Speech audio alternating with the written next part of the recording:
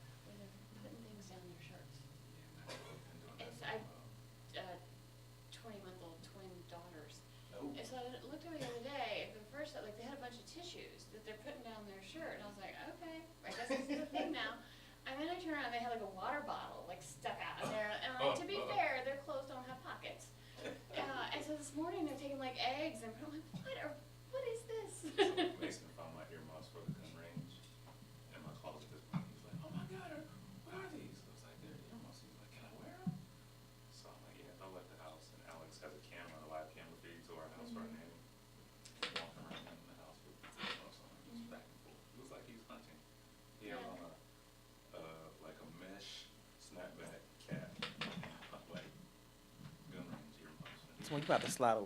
Alexander's walking around me? Sticking out the front of her shirt. And And it just stays. yeah, I mean, she wore it for like 10 minutes. And just like, she didn't play.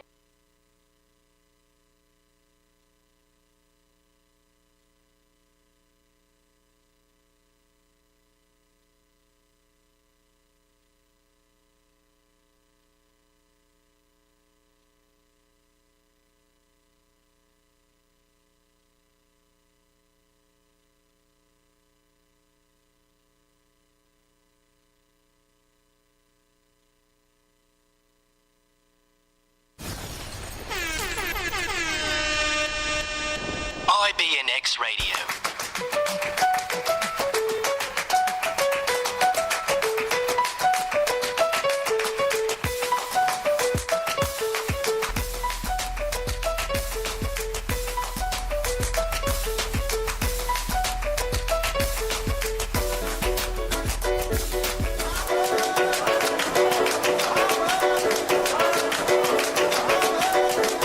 All right, everybody. Welcome to this Friday edition of the Leadership Blend with your host, Ricardo D. Rice, and my correspondent, Simone Cherie. Okay, so you at this point, you're going to have to start telling me you're proud of me for remembering the day of the week. I am. You're just going to have This to. is maybe You're going to your have to 12th say you're proud of Friday. me for remembering the day of the week because I make it a point because you and WR are always jonesing me about it. So I make it a point to remember what day of the week it is. And it is. It is Friday. This is at least your 12th in a row. So I'm going to start keeping track. But I'm very proud of you, Ricardo. Very proud. I take gifts too. I just want to point that out that I do take gifts, and you haven't given me a gift since you got here. I just want to make that distinction. I'm just saying. I just want to make that distinction. Just saying. I just want to put that on the air. So if you say you're not buying me a gift, or if you say you do, the listeners Then hear you'll you. really remember. Exactly. The listeners are hearing you. So I just want to make that distinction. All right. So there has been not a lot of traction this week with things. No, we didn't think the shutdown would have much traction. We hoped, we prayed. And clearly, none of our prayers were strong enough. So now I'm going to make sure I go to church on Sunday. Because There you clearly go. me and Jesus need to have a come to Jesus moment. Yes. And really make this For thing sure. happen. So, we're gonna make a sidebar. So today, we're going to look at education. But we're not going to look at education the way we normally look at education in looking at the symptoms of what's wrong. We're actually going to get to some of the roots of what's wrong and actually get into the legislation and policy of education. So we have some great guests today. I feel really honored. You know, when the big names come in, the doctors come in, you know that some things can happen when the doctors come in. So we have the doctors here. So I'm going to let them introduce themselves and tell a little bit about themselves. So we're going to start with the doctor to my right. Well, good afternoon, and the doctors are really excited to be here and have this discussion. And I think my mom is probably the only one that's excited that people keep calling me doctor. Everyone else just sort of laughs. They're like, oh, really? Anyway. But my name is Dana Rickman. I'm vice president of the Georgia Partnership for Excellence in Education. And to my right is Dr. Robert Gaines. Yes, Robert Gaines, Director of Communications for the Georgia Partnership for Excellence in Education. And the Georgia Partnership, our story, real quick, we were formed back in the early 90s by a partnership between the Georgia Chamber of Commerce and the Georgia Economic Developers Association. And at that time, it was felt, frankly, that by the business leaders in Georgia, that the public education system was not producing the quality workforce that they wanted. But the business leaders didn't feel that they had an avenue or a connection, or how do we advocate for education policy, how do we partner with schools, how do we partner with post-secondary to be part of the conversation. So the Georgia Partnership was created to be that voice. And so I always tell that story because I think there are so many reasons to have a strong public education system. The Georgia Partnership comes at it through the lens of workforce development, which is one of, again, many reasons for a strong. And so we look at education policy from birth, healthy births, all the way through post-secondary completion. And so we're not lobbyists, but we are advocates, and we base all of our recommendations on best practice research and research. So we think of ourselves kind of as a think tank that then advocates for and partners with folks to improve our education system. And we also really think about economic development, and sort of our bottom line is that investment in public education is actually an economic development strategy. And so we try to link those two, for even from a small local community all the way to state level policy. Can you both describe your backgrounds in coming to Georgia Partnership? Sure. You want to go first? Sure. You want the full story? I want the trailer. Actually, I do. I want to hear the this. trailer. I don't want the abridged version. I want the good one. I'll give you the trailer version. So, background is in English literature, and as a graduate student at Penn State University, I had the fortune of teaching a freshman composition course. And the interesting thing about the experience was that my students, although they were cream of the crop, top tier students for the university, they struggled as writers. And so my first year teaching, I kept asking myself, what is that about? Right. So long story short, I realized it was an education policy issue. Essentially what was happening is that in my students' school across Pennsylvania, writing was not a focal point of the curriculum. And so I said, okay, what is education policy? How is curriculum made? Who makes these decisions? Took me down a path to University of Georgia, where I earned a doctorate in education policy, learned a lot about policy at the high level, but learned also a lot about curriculum and how all that happens. So dissertation, graduation, all that, fast forward, I ended up at a leadership organization called the Georgia Leadership Institute for School Improvement. Gotcha. Was there for 5 years, supporting their work, kind of fell into communications, fortunately my English background helped. Almost a year ago, I joined the staff of the Georgia Partnership, and it's been a huge blessing, great experience, supporting the work that Dana just mentioned that we do, which is shaping education policy, supporting workforce development for Georgia through the lens of education. So 10 years in a very brief presentation, but that's my story. Look, now we did share that we both kind of fell into things, because most people that know my background with radio, which there is none, it just kind of happened. And so the TV, so we kind of, we have that in common, that we kind of fell into things that we enjoy. I enjoy the whole radio thing. Simone comes in and makes it a lot easier. So my life is a lot easier because of Simone. So there's your compliment. That has to last you for at least 2 weeks. You're not getting. I believe in positive affirmation, so that's as good as it's gonna get. That's true. She have to buy you a gift to get another compliment. See, there you go. So that's You're there about you 10 go. months from your birthday, but I got you. You know what? I'm gonna give you a pass, because we know that your significant other's birthday is today. So I know you spend a lot of money, so it's fine. We'll give you a pass. All right, Doctor. Tell us about your background. Very similarly, that I fell into education. Oh, really? My academic background, unlike Robert's, is not in education. I was trained as a researcher in econometrics and statistics, and my PhD is actually in political science. But You like that? My undergrad Nice. political science, I hated it. I loved it. Oh, it was Loved terrible. Loved it. Because all this theory, and I was like, I want to actually do stuff. Like, this is all this theory stuff. Well, it's funny you say that. I want to actually do something, because I was training up to sort of be a professor, and then I stumbled into a job in grad school where I was doing what they call applied research and evaluation, and I started doing evaluations of, just coincidentally, education programs. And I thought, okay, this is applied, and so instead of just publishing for tenure in academic journals, I'm like, this is actually affecting how this program is happening. And so I kind of shifted into the applied research and started looking more and more, and just started doing more and more education work after I graduated with my degree. And so I'm a lot older than you guys, so many, many years later now I'm at the partnership doing this, but I worked at Georgia State University for a long time as an evaluation researcher, and we evaluated education policy. Then I worked for the Annie E. Casey Foundation for a while, looking at their community engagement education work that they did, and then ended up at the partnership focusing at state level policy. Wow. So how long have you been in the partnership? Since 2011. Okay. Oh, you didn't just get there yesterday. Yeah, no, Thought a you good got it long like time. yesterday or something. That's I've been there for a That's while. a hot minute.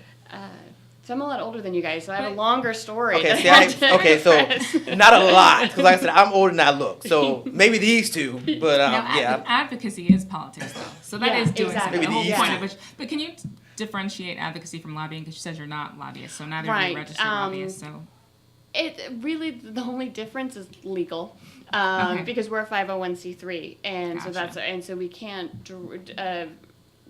Our core component can't be, and lobbying would be specifically saying, you, Mr. Congressperson, need to pass this bill. right. Right, and so that's basically it. And so what we do for advocating is that we can inform, you know, if you're creating a bill around teacher evaluation systems, we'll go talk to legislators or people who are writing the legislation and say, if you want a highly effective teacher evaluation system, these are the types of components that we know work. So that probably needs to find its way into the bill. Gotcha. Things like that. So we try to inform the development of these sorts of things versus once there's a piece of legislation on the table, we would say, yes, pass it or don't pass it. Gotcha. It's a subtle Gotcha. distinction. So do you And also draft? we don't typically Okay. draft, but we will partner with those who do. Gotcha. Actual lobbyists or people like that. Okay. Makes sense. Makes sense. Okay, so let's out the gate. Yeah. What are the issues that y'all are seeing the most of in education in the current climate that we're in? Well, it's funny that you asked that because we have a new publication. Where's the camera? There's the camera. There we go. Okay, see, she's a lot more animated than I anticipated. So this is gonna be a lot more fun than I initially thought, which I'm excited about. One of the signature pieces that the partnership does is the top 10 issues to watch. And so this year, 2019, is our 15th edition. So we've been writing these. Oh, this is the 15th? We've been writing these every year. And I keep lobbying heavily my boss, maybe we should just do 5, like top 5, because it takes a lot of time to come up with 10.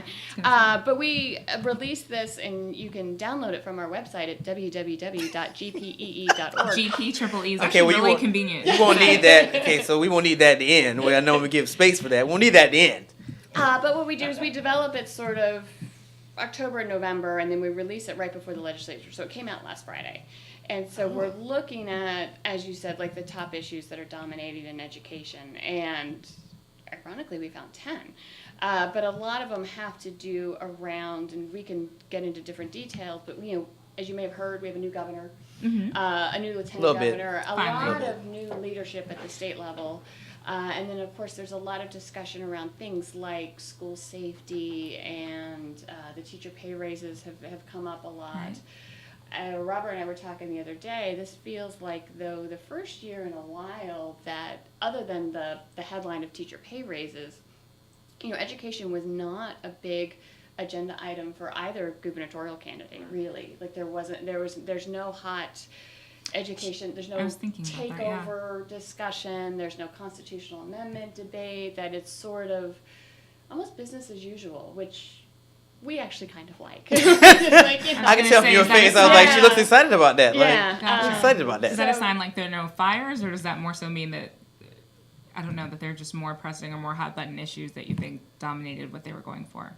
Yeah, I mean, the candidates themselves had, I think, higher priority issues that they thought. And to give, I think, Governor Deal a lot of credit, he did a lot of work over the past 8 years around education, and it was a forefront to him. And I think, for the most part in Georgia, as far as state level policy goes, I think we've got a good set of policies and how we're running education. There's all kinds of issues with equity and implementation and, support of the local districts and things like that. But things that we could actually do at a state level, there's not a lot left. And so I think a lot of the real work in education policy that remains are not like new laws. It's really more, how do we effectively support the ones we have? How do we make sure equitably we're delivering services for students? Things of those, and those are much less interesting. Like they're not, sound bites for a candidate, that kind of thing. Yeah, they don't tickle the ivories or tickle the ears that people are like, oh. It's in the weeds and it's minutia and things like that, and so there's a lot of work to be done there. But in terms of big, eye-catching headlines, pay teachers more, sure. Where are you gonna get the money? Things like that. And they were like, we'll work that out. And so we're in the we'll work that out phase of a lot of issues right now. Yeah, no, just saying it's a lot of money too. Yeah. Okay. On the surface, it seems like one number, but there's a lot built into that proposal. Could I ask, and this is a very broad question, but more so what you would consider to be the state of education in Georgia, maybe nationally if it's just a juxtaposition, but more so not just 2019's biggest priorities, but maybe the overall state? I think this is true of Georgia, and I think it's probably true nationwide as well, that I mentioned it earlier, we have a really big crisis growing around equity. And that I think Georgia is not alone in facing this. That we do a very good job at educating wealthier white families, frankly, the top of the tier. Most of the students who are enrolled in Georgia's K-12 system are low income. More than half of them are low, almost 60% are low income. More than half of them are minority. And we've not done a great job of educating that population. We talk about achievement gaps and opportunity gaps and things of that nature. And so when we look at it from a workforce development standpoint, we don't have enough rich white kids in the pipeline to take all of these jobs that are coming to Georgia. And so as a state, if we want to keep our economic development engine going and growing, we got to do a much better job at educating all of our kids to the highest level, not just a subset of students. And I think that's a problem that is not specific to Georgia. I think nationwide, we've always had that problem of these achievement gaps. Okay. And so really looking at those gaps, looking at the opportunity gaps, I think is really important. Like, where are you delivering gifted and talented programs? Where are your highest quality teachers? Who are they teaching? Where are the bulk of the resources going to make sure that all kids can reach these standards of excellence that we've set for them? Those are the tough discussions that I think people know we have to have, and we've been sort of talking around them for a while. But until we get at this issue of equity and access of equity, mm-hmm. I think we might be in trouble in the long run in terms of just being able to fill the jobs that we have. I was going to say, when you talk about jobs, are you talking about what's called like the talent gap? Because there's a lot of different terms. Okay, so a lot of different terms that we try to break down on when we do have a kind of more focused or educational piece of this. That I don't know if everyone knows what all the different terms are. But what's the talent gap in general referred to? Yeah, talent gap, it's called skills gap, all these kinds of things where we have a ton of open jobs in Georgia. Like, employers can't find enough people. And they tend to be heavily skewed toward things in the STEM field: science, technology, engineering, math. And they are not necessarily jobs that require a 4-year bachelor's degree. A lot of them are really highly skilled technical jobs. You hear a lot about, like, underwater welders, for example, as we're digging out the Savannah port. One of our former board chairs was at Lockheed Martin, and she was saying at the time, for every 5 engineers she had retiring, she had like 50 machinists retiring. Ooh. And so she couldn't get enough machinists to build the planes. And so those really highly technical skilled jobs that pay a lot of money. Once I started seeing what they paid, I was questioning my own personal career choices. I was like, oh my God, I totally went the wrong way. The senators and stuff, how much they make. I was like, wait, and they get all these perks? I was like, wait, why are we all not sitting in somebody's chamber? Like, right. We missed the boat on this. Right. So there's a lot of great paying jobs out there, and many of them, like I said, don't require a 4-year bachelor's degree, but they require training and associate's degrees and things like that. And then we have this population. We have one of the higher unemployment rates in the country. It's not terribly high, but relative to other states, we have a pretty high unemployment rate. That population does not have the skills to take. So we have the jobs available here, mm-hmm. and then we have this unemployed population here, and neither of the two shall meet. Okay. And so the question is, how do we train up this group to match the needs of employers? And that's where this equity of access comes from. And some of the issues we have about post-secondary, barriers to completion in post-secondary. We've got pretty good more than half of kids who graduate from high school, at least 60% of them or so, within about 2 years, they're enrolled in some sort of post-secondary program, technical college, university system. So that's a good sign. But less than a third of them, continue on for 2 years or 3 years. And the graduation rates, so we're losing a lot of students trying to finish some sort of post-secondary degree, associate's degree, technical certificate, 4-year degree, whatever. What are those barriers that you found? Well, a lot of it's cost. As I Okay. said, a majority of our public school students are low income.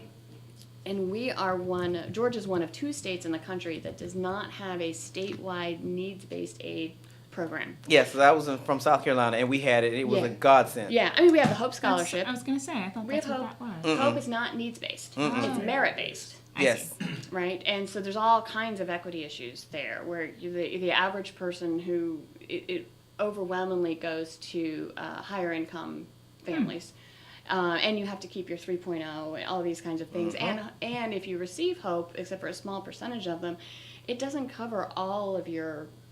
Not all. It's a percentage of your tuition. Still, things like books, student fees, all that other kind of stuff you still have to cover. And so we're creating a whole generation, or we have created a whole generation of students who have a ton of student debt, and yet they're still not finishing. And so they don't finish, they have debt. That's a problem. But it's not just the cost of tuition. And we have a lot of sort of first generation college students that are trying to get through post-secondary who don't understand, you still have to not only pay for books and student fees, but housing and transportation and food and all of these other kinds of things. And so there was a survey done nationwide, and they did it in Georgia as well, and it's I remember the exact numbers, but it's almost 30%, I think, of students, of post-secondary students were housing insecure. Almost 9% were homeless. And that was higher than the national averages. And so it's not just tuition, but how do you live, daily life? And you get a flat tire on your car, do you have money to repair that tire? Questions like that. And so there's a lot of sort of financial barriers even outside of tuition that we need to look at. Georgia State has done a phenomenal program really targeting what they call high-risk students, which are the ones that are sort of right on the cusp of dropping out, mainly because of they owe a couple $100s in student fees or things like that, and trying to figure out how to work with them to make sure that they can finish and get their degree. And they've had a ton of success at doing that. Okay, so when I was at the Critical Needs Forum and they were doing the superintendent debate, the issue of vocational schools came up. Are we revisiting that theory, that bringing back vocational schools and stuff of that magnitude? Yeah, though we don't call them that anymore because they are much different than you think about the traditional VOTEC school. You think about the kids in shop class. Yeah. It is not that anymore. Our technical college systems and even what we call CTAE, which is the career tech in the high schools. These are very highly skilled career tracks that these students with very high standards that they have to meet to go through them. And so the state is doing a lot of career pathways while you're still in high school, and you can do dual enrollment, which means that you can take college level courses while you're still in high school. And so you could graduate high school with an associate's degree all at the same time, within the mechanics, engineering, different kinds of pathways that they can do. There was a school we visited a couple years ago down in Ware County, very southern Georgia. I was about to say, where? Down in Florida, down near Florida. I was about to say, where? Very agricultural center, very rural. And they were trying to figure out different career pathways that they wanted to put into their school. And so they worked with their local chamber and say, how do we want to grow our own workforce to keep the students here, to keep our rural population going? And because they're highly agricultural, they picked a couple of agricultural related career pathways. But what they did was so interesting is the ag class partnered with the physics class in that high school, and together it was the machinist class, how to repair the big farm equipment, tractor repair class. Partnered with the physics class, and together they came up with an alternative fuel based on corn that they then started selling to the local farmers around the.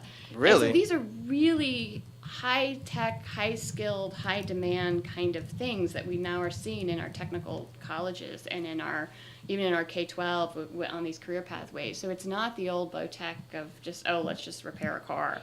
And these are the programs that are leading kids to those jobs that pay a lot of money, that require really high-end specific skill sets that you're not going to get, if you go to Agnes Scott College and major in French. That's funny. One of my little sisters is considering going there. I was like, It's a wonderful school. I vaguely heard of it, so I don't know anything about it. All right, so we're gonna take our first break, and when we come back, we're gonna have more with this top 10 list and the doctors on the Leadership Blend with your host Ricardo D. Rice. When we get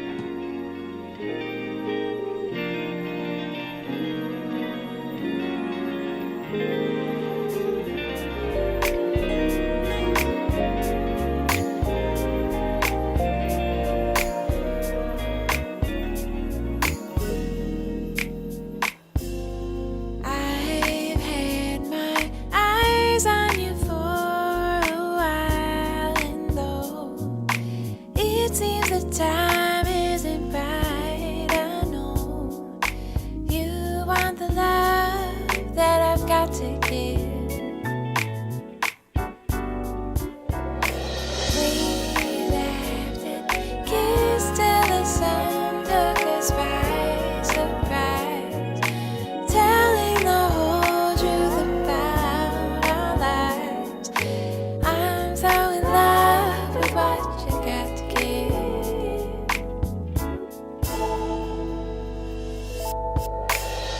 I can show you that love is a cure for heartache. Let me show you, baby. Don't be afraid of a good thing. I can show you that love is a cure for heartache. You think your heart needs to hurt for a while longer. Live all alone till it makes you stronger.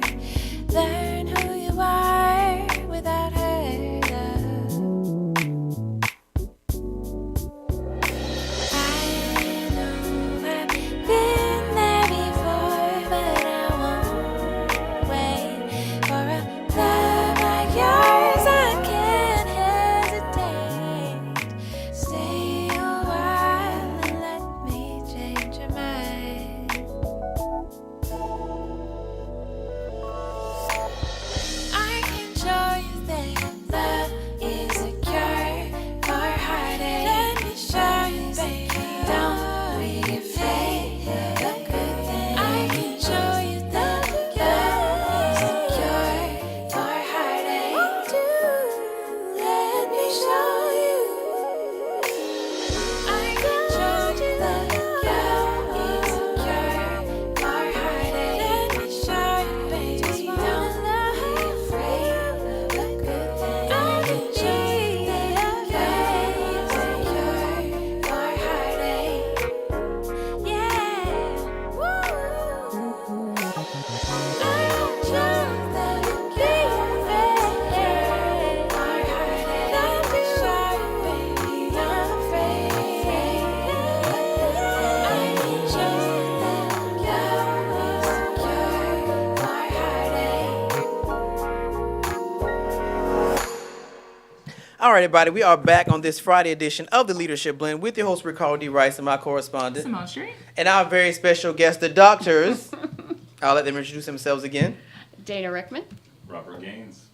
All right, so, this is one of those very rare shows where I don't have to ask 50,000 questions. So I'm going to let Simone take the lead because she has, the 50,000 questions. We talk today, about so. this all the time, so I feel like I kind of have in my mind a series of questions we've been asking in every single week that we've had so far for some other reason, because a different level of education comes up, especially when it comes to student debt, which I'm surprised that wasn't Yeah, 'cause we Ricardo's were ready segue to for a roast very- DeVos on when it comes to student loans and Yeah. especially the shutting down of the colleges and her Private not feeling that they should be technical wiped colleges. away. Look, everybody knows I have a lot of student loan debt, and and he feels very passionately. yeah, about it. I'm trying to find the right word. It grinds my gears when we have that discussion and she's not willing to, for this class of people, when you can no longer say that your institution exists. Like, Right. my paper means nothing, or I didn't even get to finish my program. It wasn't even on me. Like, I don't know how we wipe that away and say, oh, well, you still should have to find a way to pay back. I didn't gain anything. I went to class, and now I can no longer go to class to finish the degree I started. But I digress. To that point, so on the federal level, we were looking at the U.S. Department of Education's website a little bit before the show started, and there was actually a lot of very old literal priority sections that were from the Obama administration that hadn't been changed at all, because most of the focus, at least the headlines that have come out with regard to this administration and Betsy DeVos, have been about college, about post-secondary education, private or public, and student loan debt. So something that you mentioned a little bit earlier, Dana, was whether or not, or you were kind of talking about the purpose, I think, of primary education, or the importance of workforce readiness or workforce development. And so I think for a lot of people, I've heard different perspectives about what the purpose of education should be in elementary school, middle school, high school, what we're in school for, what it's to prepare us for. And so I kind of thought maybe you could speak to that a little bit, because if there is a talent gap in areas that seem to be very concentrated, if the best way to secure a level of income that's above what people debate as a living wage seems to continually be an engineering role, a tech role, learning a little bit about software or robotics or even mathematics or research, et cetera, it would seem like, okay, well then the curriculum for all these primary ages should shift a little bit. Like maybe it doesn't accurately represent what the job opportunities are. Mm-hmm. So could you talk a little bit about where Georgia Partnership stands on that, or maybe where you personally stand? Yeah, absolutely. And it's a great point. It's something that we wrestle with all the time. From our standpoint, as I said at the beginning, we look at this through the economic development lens and the workforce development lens as a purpose of the public education system. Certainly not the only purpose, but it is one of, I think, multiple purposes. But we also understand and support the idea of this, you hear this a lot, the whole child, right? And so if you're just producing as an education system, automatrons who know which lever to click, like that doesn't serve our economic development purposes either, frankly, Okay. right? And so you really do need to think about how are we educating the whole child, which means, are they creative? Are they engaged? Do they have socio-emotional intelligence skills? All of these kinds of things, I am a terrible artist, and I'm not a musician in any way, shape, or form, but I did all of that when I was little. And I think that makes me a more creative thinker, even when I'm just looking at, a spreadsheet of numbers. And so I think thinking about how do you support sort of all of these things and really an understanding of history, an understanding of certainly grammar and, English and, to be well-read and to understand how these things fit together. That also is workforce development, even if it's not, producing the engineer. And so I think all of these things you have to keep at the forefront. And that's the challenge. Like, how do you balance? Because there's only so many hours in the day. You can only teach so much, right? And I can hear teachers out there like, oh, Lord, now I have to teach this, you're saying? Just come on. But it's a challenge that our leaders, I think, have taken up. And I will give kudos. Superintendent Richard Woods runs our DOE. He's head of the Department of Education in Georgia. And he was just reelected for another 4-year term. And you were at the superintendent debate. I was. What got you to pointed see out, it. debate. Yeah. But he has really pushed this idea of the whole child at the K-12 system. And I think a lot of under No Child Left Behind, the old way that we used to score, failing schools and things like that, was very much on the, did you pass the English and math test? If you did or didn't, and so he has really pushed the focus away from, while that's still important, and you still need to be proficient in math and certainly proficient in reading and all this other kind of stuff, but really trying to raise up that other side. And so we've done a lot of work as a state around social-emotional development, social-emotional engagement, which leads directly into some of these school safety discussions. Really trying to highlight the arts, like we put the A in STEM now, so now we're STEAM. Like Wait, science, what? Oh yeah, hold on. There's science, technology, engineering, art, how do you spell STEAM? Anyway, the A Yeah, I got you. Come on, doctor. Come on, Write doctor. it out. Okay. But now what's interesting is these STEM certified schools are now going for a STEAM certification. And it's not just that they have an art class, right? Like they really weave the arts into all of their programming the same way that they've woven in more of the science kind of stuff to really expand the mind of how. And what's interesting is interesting to me because I'm a wonk, that we have research now that music and math come from the same part of the brain, and so really good musicians are really good mathematicians as well. Like those, and so really fostering a love of music in little kids actually makes them better at math as they get older. Wait, so because sure. I like music, I should be better at math. Well, if I need to explore this theory after we Yeah. get out the air. I need to explore I'm this gonna say if theory. you create it, because it's numerical, like, which is why when someone's off key, it usually like makes your brain hurt and it just hurts your ears, like actually hurts your brain. I think it's just Yeah. because it doesn't make sense. Experienced that.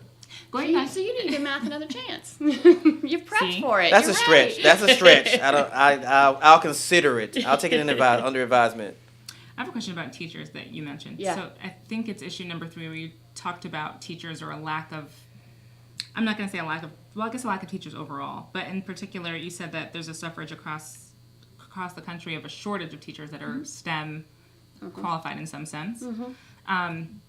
And I know there's teacher attrition and there's other sorts of things that go into that. But I always kind of really loved about college that there were teachers who were not necessarily like trained to be just teachers. There were people who oftentimes worked in the field, or people who had years of experience who were just invited to lecture, or to even teach one particular course, maybe just at one point in time. And it seems like for certain things, why is it that we can't have more professionals in primary school, middle school, high school to take on the load of really helping people to learn these sorts of things, rather than someone who just has to be a teacher and go through what seem to be a lot of hoops and hurdles and certifications to be a teacher, especially if the cost, or rather the low cost and low salary associated with being a teacher, is deferring some people. Someone may prefer to remain an engineer and they wouldn't mind teaching if they didn't have to settle for a teacher's salary. Yeah, we are actually trying. And when I say we, I mean like as a state, not me personally, are trying to do exactly that. Is to induce people who are in the professional fields, especially in the STEM fields, like biologists and engineers and mathematicians, things like that, and they call it alternative certification. You hear about alternative cert, in different kinds of programs where you can go into the classroom and get your teaching certificate kind of simultaneously, or go through a master's degree level program, and so you have your how to be a teacher classes for like a year, and then you can be in the classroom and start teaching. So for a lot of these would be second careers for people who have had careers for a little bit of, like, as you said, professionals in the field. And so there's a lot of different programs that Georgia has in place to do that. I mean, the problem is exactly what you said, is that these individuals most likely have to take a pretty big hit to their salary. And so that's a pretty special individual who's willing to do that, frankly. So it's someone who's either closer to the end of their career, so they sort of built out a nest egg and they're ready to give back, or someone who maybe married rich, or someone who just, that loves, that feels the calling and is willing to do that. But there's probably not enough of those people that could fill the gap. And so what we write about in the top 10, that particular issue you're talking about, we called it Elevating the Profession Now. And the reason we called it that is that we've heard for years lip service of treat teachers as professionals. They are, and you hear legislators say it, but then we don't actually do it, right? And so that's the now. And, in researching this, there is a definition of profession. And it's, is there an associate, does it have commensurate pay? Do you have a certain number of, qualifications and years to, background? Is there a professional association? Is there a certification process? On all of these things, teachers meet that definition. And so when you look at the comparison of salaries between other professions, so people who have the same level of education and years experience versus teachers, not only is there a gap, which we knew and expected, but the gap has been widening over the past 20 years. It's been getting worse. And so, if you're trying to induce your best and brightest, which I think we need to do, into this field, and that not only will you not make as much as you would if you weren't a teacher, but that over time it would get worse. Yeah, I was gonna say that's gonna. That's not a great incentive, and also too, the respectability, they're like, oh, you get your summers off. It's like, I don't know any teacher who just sits around and does nothing over the summer. Yeah, I think most of them are like servers and stuff during the summer to it's make money. And so, to really elevate to the profession and treat them not both in terms of salary and total compensation, but, career ladders, professional development. Everybody wants to be challenged in their career and think, what's the next level for me? Even if you're staying in the classroom, there can be, additional responsibilities. You could be a mentor teacher. There's all kinds of things you could do, but to really view them that way and then utilize them that way and then pay them appropriately, as a state, we need a sort of a comprehensive plan of how we're going to do this and how we're going to pay for it. And so far we've seen a lot of rhetoric around that, but we haven't seen, this is what it's going to take. And, I don't know anybody who wants to go to work and not be appreciated for what they do. Sure. No matter what the field is. Especially working with kids and making Oh, macaroni I and mean, stuff. yeah, right? Well, I was going to say, what does it take to be in the classroom with minors then? Versus if there's a college that's looking for a guest lecturer? Because there's some of the benefits that I know the private sector misses or doesn't get with regard to the public sector, and they're mostly just benefits. It's definitely not pay. But if it meant that, maybe you don't qualify for for student loan forgiveness, maybe you don't qualify for a pension, but maybe there's something, maybe even for that short period of time that there is lower health care. There's something. I think for some people that may offset the lack of salary, especially as the cost of healthcare goes up. Is there any way to be more interchangeable than having one teacher that may teach one thing for 8 years with a child, rather than having people who come in to do, this year or this semester for this particular subject? Oh wow, this ought to be interesting. I think it's difficult. Change is difficult. Yeah. So, based on my experience in education, you're proposing a very radical change, which I'm not opposed to personally, but I can imagine that our current structure and format for educating students would not be very open to that suggestion. I think a couple of things. So there's something to be said for continuity in instructors. So I think having a teacher who's been in a particular environment can be good or bad depending on the teacher. Okay. So having a rotating kind of instructional model may not be ideal. I think it works in a college setting because you're working on a semester or quarter basis. So, Yeah, so it's from one class to the next, there's already a rotation from one teacher to the next. I don't know if that would work as well on our current K-12. Yeah, and in the K-12, especially the younger kids, it's so different in how you think about instructional. Whereas at the college level, it's more about content knowledge.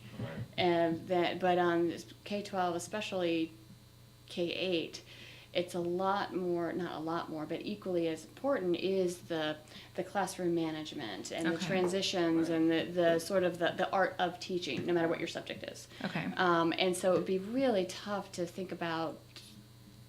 Especially for gym, because that's the most thing I remember hearing For gripes gym. about when I was growing up, is that whoever the gym teacher was, did not want to be a gym teacher or hated it and just had to do it. And so I was just thinking, well, what if they just grab someone from Bally's to actually come around the track with us rather than sitting waiting what? for us to get done? Oh, just someone who's a professional fitness instructor, or just anyone who would just do it and not loathe it. Yeah, but because there's they were so forced many into it. sort of, not again very wonky, egghead, developmentally appropriate practices Right. that really change wildly depending on the age of the student. So how you would teach kickball to a 6-year-old would be different than a 16-year-old. Yeah. And so to understand, child development expectations and child development norms and, all that other kind of stuff, it's more than just course content knowledge. That is less important at the college level. And that's one of the questions that we've been seeing with this dual enrollment idea, where you can have high school kids taking college classes at a technical school or whatever. A K-12 high school environment is designed around the needs of a 15-year-old or a 16-year-old. A college campus is not. And so, because that's not what they're there for, right? Yeah. All bets are off. Yeah. With the college campus. And so, some 15 and 16-year-olds are beyond their years, mature, and perfectly capable of navigating a college campus to go take a class, and however the teacher is instructing, it's fine. Others, while academically they may be ready for that level of rigor, socially and emotionally they may not be. And so our teachers on a college campus prepared for how different it is to teach a 15-year-old, even though, I mean, they're just there to teach their class on whatever. And so they have students from, 18 to 40, Right. but adults typically. And so there's a lot of discussion about how that would work, and a lot of post-secondary institutions have really taken that into account and are really looking at, okay, how do we have a firmer hand or more guiding hand on these high school kids that are coming to our campus, that it's a different environment. That brings us to something we talk about all the time, especially with the interns, is that, like, who is responsible for this? In my mind, there are things that I don't put on a school or that I wouldn't put on a teacher. And a lot of those are sort of life skill sorts of things. Like, we talk a lot about how, I think Double R was just saying last week, there's someone who can't, fill out their own taxes or understand their own tax liability when they get a new job and they have a W-4 or W-2 to fill out. W-4 and I-9. Or I-9. Or if there's someone who doesn't have any time management skills, and college is very much a That's a place where I big think a one lot of that people they think, in the sense that you have more free agency. No one's going to call home if you're not here today, sort of a thing. Right. So I'm kind of curious as to how a school can, or if a school should, even at a high school level, well, maybe at a high school, but even at middle school or elementary school, kind of institute that. Like, is that something a school can do? Oh, well, it speaks to, like, the supplemental programs that we used to see a lot more than we see now. And you see, the way that we've built the incentive structure around that in terms of, grading our schools and, all these kinds of stuff, where the K-12 system is designed to do that, to make sure that not only are the students getting the course content that they need, but also these other skills of, time management and, again, socio-emotional and how to be a good person, like all of this other kind of stuff. And schools do it to varying degrees of success. But then they also look for additional resources for wraparound services or whatever so a student might need to really help them graduate from high school to go on to whatever their next step is. And the K-12 system is designed and incentivized to do that. Post-secondary system is not designed that way. It's designed to teach courses and, good luck, Godspeed, but that's not there. Though, like I said, many post-secondary institutions in Georgia have taken that upon themselves, just sort of on their own, understanding that we need to get these kids more engaged. They need more. Georgia State's is a great example of how they've really looked for and tried to help what they call sort of at-risk kids, at risk of nothing other than how do I navigate these barriers, kind of thing. But it's just, the system wasn't built that way. The post-secondary system, that's not been their core mission, whereas K-12, it is their core mission. That came up, though, the wraparound services. Is there money allocated for those kinds of things? Or is that kind of like on the school district to try to kind of figure it out? Typically, it's on the school district. The state has recently set up what they call innovation funds, but there are some grants available through the state that districts can apply for, or schools can apply for, to provide resources to do wraparound services. Mostly they tend to be funded more privately. So you'll see charter schools, for example, will have extended day with wraparound services, and they will get large grants from the local United Way or Boys and Girls Club or local philanthropic organizations to help support those programs. Actually, while we're there, Yeah. charter schools. Yeah. Because in my day, because I'm almost 40, which everybody knows, in my day, charter schools were kind of a thought. But I think they've gone beyond a thought and actually a viable. They're a thing now. Yeah, they're a whole thing now. Yeah. So how does that work? Like, how does that work with what you guys do? Like, is that something they actually have to have discussions about now? That a charter school may be a route to go, or are a couple of years ago it was a huge deal. There was a whole constitutional amendment about charter schools and who can authorize them, and everybody was all, whoa, the sky's falling. Well, we have the second authorizer. Sky didn't fall, and schools are doing fine. But charter schools, for listeners who may not know, charter schools are public schools. They're fully public. There's nothing private about them. They get public dollars and operate public dollars very similarly to the way that a non-charter or more traditional school, they get slightly less money, but that's weedy. But what they really are sort of freed from bureaucratic tape. Yeah. I was gonna say, essentially. There's something called Title 20, which are the laws that govern education in Georgia that say exactly, here's how you spend your money. You have to have 180 days. You have to, 6 hours a day, whatever. They're freed from all of that. And so that's where we see they have the flexibility. They can do longer school days if they want. They don't have to, they're waived from the different, like, teacher qualification certification. So if they see that great chemist, and can hire them, that chemist does not have to go through a full certification process before they can start teaching. They have to eventually get certified, and so they have a lot more flexibility in how they deliver instruction. Is that in your opinion, is that a good or a bad thing? Because Well, that's been some of the conversations I've been overhearing. It's like anything else. Some schools have the capacity. The well-resourced schools that have capacity, it's a great thing, and that we see, and they can be innovative and sort of. Like if they have a heavily, Hispanic population, a lot of English language learners, for example, like they can experiment with different programs of how best to teach English language learners. And they can do all kinds of things that a traditional public school couldn't do just because of regulation. So they can try out new things, they can, send their teachers to different kinds of trainings. And so it's like anything else, done well, it can be a great thing. If it's a school that's not resourced very well, if it's not managed very well, like any traditional public school, some are really, really great, and some are really, really bad.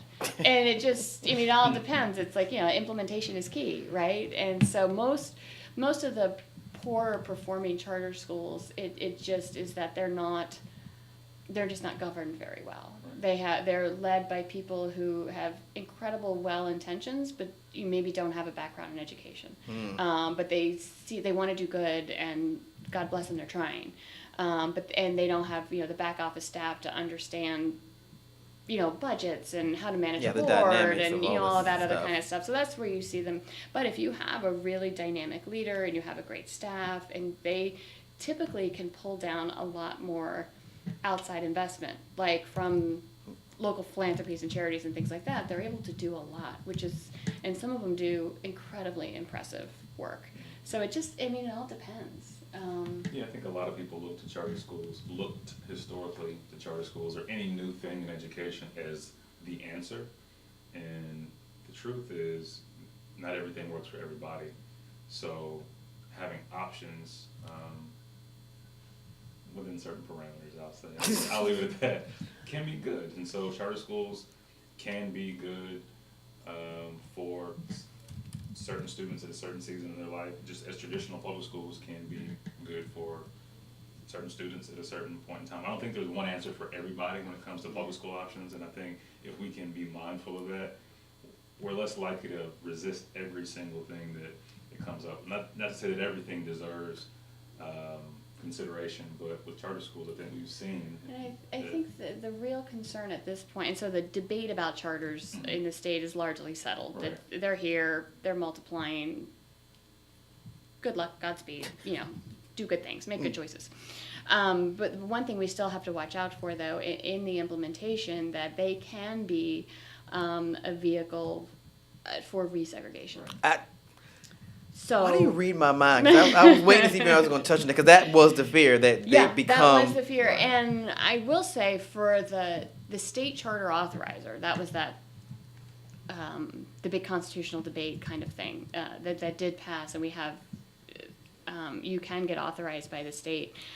They have a really rigorous process to approve charters, and so with a particular eye toward this problem.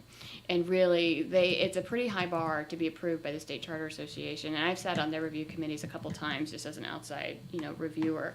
And the documentation that they have to go through in terms of even, the racial makeup of the board, how are they going to draw their students, like who, all of these kinds of that's things. being combed through. And for that, no system is perfect, and we are still, and I think that is a very real concern. It does happen. And so it's that kind of thing. And then if charters are not performing as they should, we need to be able to shut them down. As with, a traditional school, we're not going to be able to shut it down. Right. But they need support to turn themselves around. So yeah. All right, so on that note, we're going to take our second break. That's a good place to stop. And when we come back, I actually want to, I was looking through the report and I see that childcare is a big Yes. part in here, which I didn't realize it was that serious. So when we come back, we're going to talk about education and childcare on the Leadership Blend with your host, Ricardo D. Rice.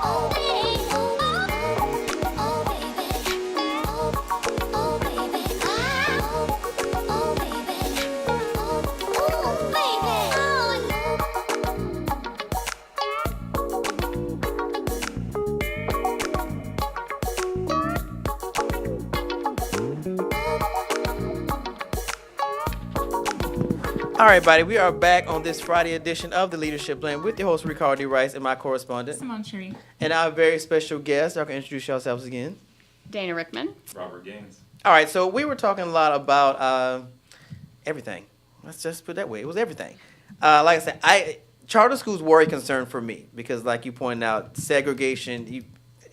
You start doing stuff and you realize that nobody's really paying that much attention to you because they're so focused on everything else, and before you know it, you have an all segregated school, and it just could become a mess. So it makes me a little more comforted to know that they're combing through it to make sure that the process is a little grueling. Okay, so in your report, I saw a significant section about childcare, which Yes. I did not realize that was a thing. That was a thing thing. is real. I have little ones, and I'm telling you, Mm-hmm. dang, it's real. And I am a person of relative means and resources, and I have worked in the early learning field for, almost 30 years, and I have trouble sorting out childcare for my kids. So And so if I'm struggling, Mhm. if you have similar age kids, Yeah, I've got 2 kids. the access and affordability of quality early care is, I would say, almost a crisis level that we have. And what we talk about here in the issue, the Metro Atlanta Chamber partnered with an organization called GEARS, very much like the partnership that focuses on early learning, and they surveyed parents of little kids. And at least a quarter of them responded that the problem with getting reliable childcare has interfered with their ability to take a promotion at work. They maybe had to change jobs. They potentially lost their job. They couldn't participate in a job training program because there wasn't available childcare when they needed it. So, all right. So this is because this is the part that jumped out at me. So more than 1 in 5 indicate they have to quit a job, school, or work training Yeah. program due to child care issues. Actually, care issues. Approximately 1 in 20 reported having been fired because of missing work due to challenges related to child care. More than 1 in 6 reported having to turn down a promotion at work because of issues with child care. Yep, That's real. that's real. That's not just written. That's real. Yep, that actually happens. Yeah. I did not know it was that serious. Like, So for example, if you have a great place to send your kid, you have like a 3-year-old that goes to Miss Dana's childcare and it's fantastic. That kid gets sick, they're not allowed to go to childcare. So you have to take time off work if you don't have backup care or whatever. And so if you get a kid who's always sick, as little kids always are, you quite could be annoying. missing a significant amount of work that even with the most generous of employers, like if you're not there, one, you're probably not getting paid. Mm-hmm. Assuming you have sick and vacation leave, you're probably not getting paid, so you're taking a financial hit. You're not showing up, you're not doing it, and because there's no one to take care of your kid. Because they're sick, so they can't go. And that's even if you have stable child care. And many of our, especially in our rural towns and our growing towns, it's a lot of shift work, like with manufacturing. Our hospitals are sometimes the biggest employers of people work, nights, weekends, or whatever. Your average child care center is not open at midnight on a Friday night. And if that's your shift, you're in trouble. Right. And so if the promotion requires, a promotion would be like, oh, you're going to be the weekend shift supervisor. Well, I can't find childcare over the weekend. I can't take that promotion. And so that's from an economic standpoint, not only from the personal economy of the family trying to make wages, to the state, that's a big hit because this lack of childcare costs corporations a ton of money in lost work from their parent workers because they can't be as productive as they would like to be. okay, on the opposite side of that, is there a shortage of daycare workers? Yes. So it's a twofold problem. Yeah, I mean, as we talked about professionalizing the K-12 teachers. Wow, we need to professionalize early learning teachers as well. It's not babysitting. People think that it is, but it's not. There's so much that we know about brain development, especially what happens between, especially 0 to 3. Like that's where most of the connections are going to be made that really set you up as your foundations for life. And so we actually have a lot. DCAL is our Department of Early Care and Learning. It's a state department that manages all of this stuff. They have a lot of professional development and training, and a lot of effort goes into, especially infant and toddler teachers, who make probably the same thing as somebody who is a greeter at Walmart. Seriously? Yeah, well, I mean, you think about it, early learning centers, those are private businesses, No, that's true. right? And so it's like, Dana's daycare, I'm an entrepreneur. Dana's paying. I'm a Yeah. small business owner, right? And so I need to turn a profit, but I have to pay my teachers, I have to pay, everything else. And typically, parent tuition is a significant portion of my income. And quality costs a lot. And so it's very, very easy to quickly price yourself out of the market trying to deliver quality service. And so, I mean, there's all kinds of, it's much different than the K-12 system that is a sort of controlled state system. These are, hundreds of thousands of individual businesses. Also, home care centers that have 5 or 6 kids. And so how do you get your hands around that entire industry and really help elevate it? And that's a big question. And we've not been able to solve that one yet. Ugh. I'm sorry. You were supposed to have answers in here, Dana. Jesus, you're supposed to have some answers, and you just made a bigger question. We have a couple answers that we could propose in our advocacy role. There's some great stuff that is being done now under the leadership of DCAL and Department of Early Care and Learning. There's something called CCDF, which is basically the Child Care Scholarship Fund. So low-income families can get scholarships to help offset the cost of tuition for early learning. And so they've been doing a lot of work really trying to expand the the amount of money that goes into that, so we can serve more families and reimburse the child care provider at a higher rate, so they can actually get paid for the level of quality that they're trying to deliver. And so there's been a lot of work, and it needs to be more about putting, and most of that is federal funding, but the state has started putting in money as well. We need to expand that pot. And then DECAL is doing some great work partnering with the technical college system of Georgia. We talked about barriers earlier of completing post-secondary. Significant portion of our student population, especially in the technical college system, they're parents too, right? They've got, especially young children, and so trying to balance night classes with childcare and things like that. And so TCSG and DECAL are working on a partnership, this two-generation approach of how do we identify students within the technical college system, make sure they can pair up with the child care scholarships that we have to help them get child care coverage while they're in school, but also looking at the recipients of the child care scholarship. Do their parents need more education, more training, so they can work their way out of poverty? And so let's get them enrolled in these technical college programs. And so it's looking at both the needs of the child and the adult at the same time to lift everybody out of poverty, so we won't need things like the child care subsidy program. And so they're just starting on these partnerships, but I think that's a good step forward for us as a state. Have we had to consider the fact that high school girls are having kids more so than older generations? So is childcare a factor that has to be factored in, or something they're considering moving forward for like high school girls who have kids? There are some high schools that have child care centers on site. Seriously? Mm-hmm. I'm not from Georgia, so I don't really... There's not a lot, but there are. But what they are able to use them for really is one of the career pathways that you can take in K-12, like in your high school career path, is early learning education. Oh. And so if you have a child care center on campus, like on your high school, one, it could help if you have a high school mom, right? But also two, then now that child care center is a training lab for the high school students who are in that career pathway. So again, sort of two-generation, and thinking about, how do we two birds with one stone? Like, I think there's a lot of creativity that we can sort of bring to these problems, and to think about them collectively, like you're saying. It's like, well, we've got high school kids with kids, that it's not a separate problem. What do we do with these kids? Okay, no, and over here, what do we do with the parents? Like, no, let's think about this, together, and really we can collaborate here and sort of leverage resources in a much better way than we're doing. And so the state's starting to move in that direction. We've got some good leadership at DECAL in particular that is really thinking about that. So that's encouraging.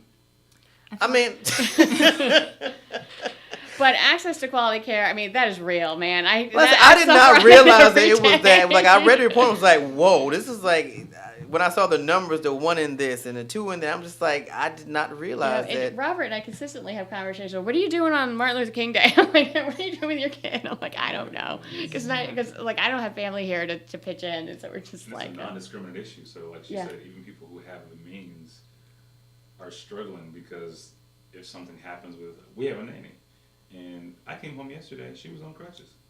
What? I said, what happened? She said, I hurt my leg. Now, had she hurt her leg and been out for a few days, I wouldn't have been at work. Yeah. Or my wife wouldn't have been at work. Would not have been at work. And so, even when you can afford quality child care, there can still be instability issues that affect the economy writ large, and then and for us for our resources, it's a pain and it's stressful. Yeah. But put it in context of almost every day I think about people who don't have the resources and support that I have, and they're making it work every day, and I don't know how they're doing it. My hat's off to anybody who has children, especially young children, and is trying to work and trying to just get through the day and make sure their kids are safe and healthy, and everybody's learning and being engaged the way you want. It's exhausting, and I honestly don't understand how, especially single parents. Jesus. But even two-parent households, it's Jesus and Keisha around the corner who were watching for $2 and a pack of cigarettes. And we see that a lot of just lots of Keishas. I do have one quick question. I know we're running out of time, but I feel like it's a big deal. It's an elephant in the room, and you talked about it a little bit, and I think it's worth covering: safety. Yes. Because I don't understand, just from an outside perspective, how much can be done with regard to safety in schools. Like, there are schools that I think people have seen, especially high schools where there's metal detectors and all the students walk through. And I feel like the atmosphere that people know that that's created is very traumatic. Unless you get the and principal a bat like Joe distressing. Clark, which I'm all for. Oh, I'm all for that. You want to arm teachers. You're That's a very the principle. interesting Democrat. Very, very in lots of ways. But I have to do- watch you because you'll throw shade at me. What does No, that I'm exactly? not. What does that I'm mean not. exactly? I respect that you don't fit into a box. I'm curious. I don't take myself too seriously sometimes, so I'm not opposed to somebody walking around your the back. question is a legitimate one, and that's one of the issues that we wrote about in the top 10 is around school safety. And the answer is that school safety is not about what we call hardening the school. That is one aspect of it. So you're talking about, metal detectors and police and cameras and all that other kind of thing. Certainly the physical safety of the building is a very important consideration and you have to work on that. But research actually shows too, if you do nothing but really harden the school, that actually increases violence within the school, right? And so you have to take a step back. And to be clear, the school shootings that we hear about, while terrifying to everybody, are still statistically really rare.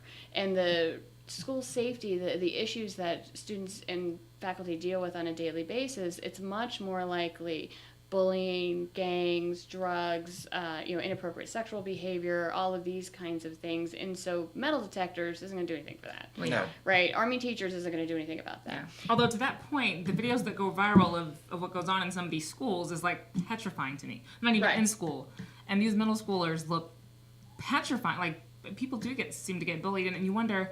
I'm trying to think about my own curriculum at that time. Like how much time was there in between classes that somebody could just get pummeled to the ground in a bathroom? And You know so what I mean? that's where you take a step back and you think about school safety. It's like, what's the climate of that school?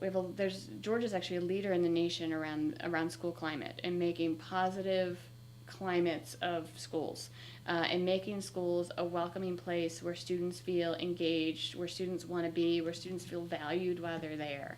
And so there's a lot of work around school climate, a lot of work around supporting the mental health of both the students but also the faculty that are in the school. I don't think I give kudos to our leadership that has really done a lot to raise the awareness of the mental health of students, which is critically important. I don't think we talk enough about the mental health of the professionals and the adults that are in the building, because being a teacher or being an educator, that is stressful. They're doing God's work. Yeah, and They're doing God's work. so they need to be supported as well. And so if they're mentally stressed, that's gonna affect the classroom environment, right? And so thinking about the mental health of everybody and then thinking about how do you coordinate between your school resource officer, who's your policeman, and like the mental health counselor and the community development people, like the community engagement people. And so school becomes more of a place where students want to be, they feel engaged, they feel trusted. Violence goes way down. Incidents, and thinking about, like, what are your discipline policies? Do you suddenly, just every time a kid act up, out of school suspension, you're gone. Zero tolerance. Right, zero tolerance, versus, some sort of in school, let's work through this, kind of thing. Now, there are instances where you have a child that should not be there and is a Right. threat to everybody. So I'm not saying, let's just Keep working on 'em, talk it yeah. out. Yeah. But What can parents do? Is there something parents can do? Oh, absolutely. It's always, modeling good behavior at home.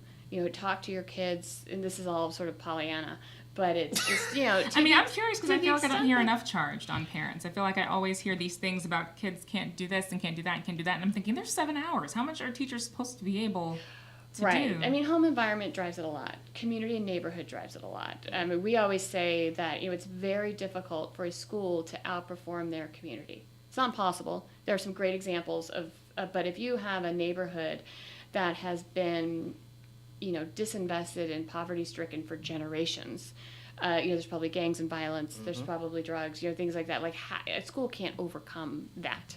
And so there is a community element of embracing the school and figuring out, as a community, and this is where we talk about investments in schools is actually an economic development strategy. And so thinking about how do you drive economic development in a community, all of these kinds of things really impact school climate and culture and environment, and it's very complicated. And so it's not just a matter, and so I applaud our legislative leaders who have started to, propose legislation around this, but so far they have focused on the hardening aspect. And our new governor just announced money, like one-time investment in schools for them to address this issue. And his suggestion was you can use this money to hire a resource officer or get cameras or whatever you need. But if it's a one-time investment, how would you continue to pay said hired person, or how do you keep your cameras up to date? That kind of stuff. And so it's a great start. We would be pushing for more, and especially around the socio-emotional, mental health supports. Those are critical. Well, I think it's becoming increasingly more of a conversation we're having to have about mental health Yeah. across the board. So definitely. Testing.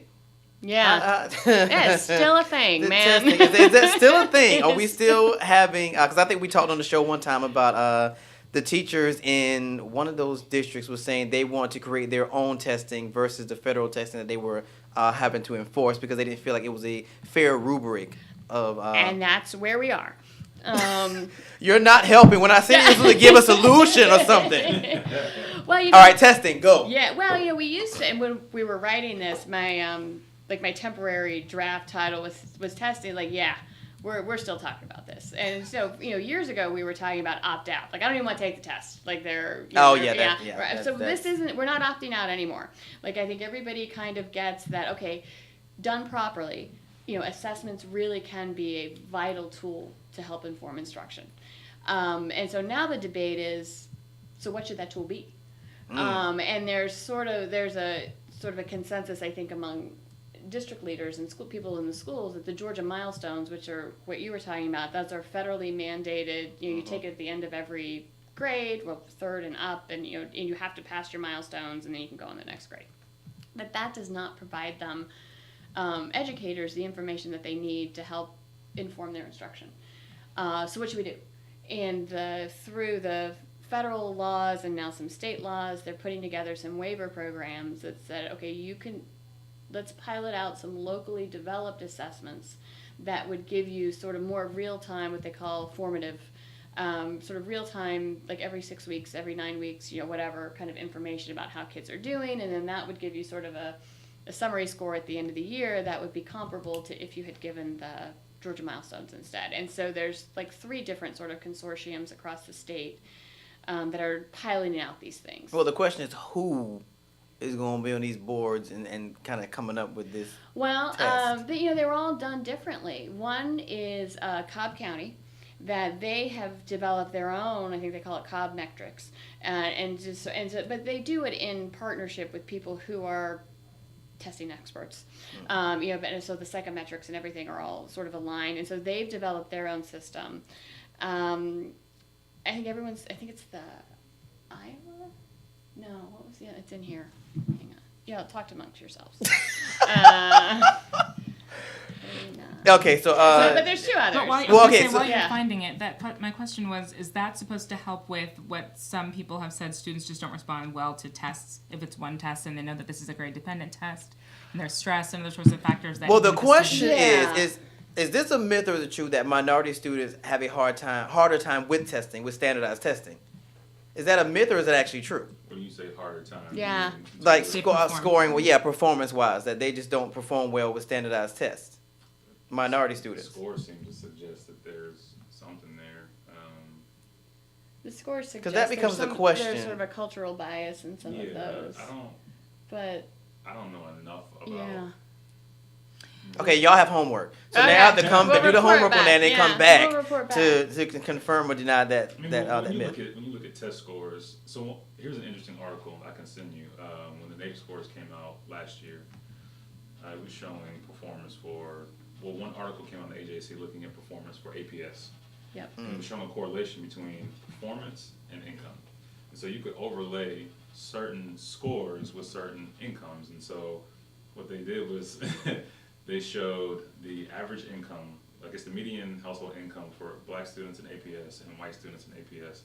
White students had the median income of $167,000. It was like In APS? in APS Yeah. for white Was- students. For white students. Black students, it was like I always 24. forget there are Okay. actually white students in And did it APS. correlate to their? Yes, so Yes. you're talking about $140,000 difference in median household income. Yeah.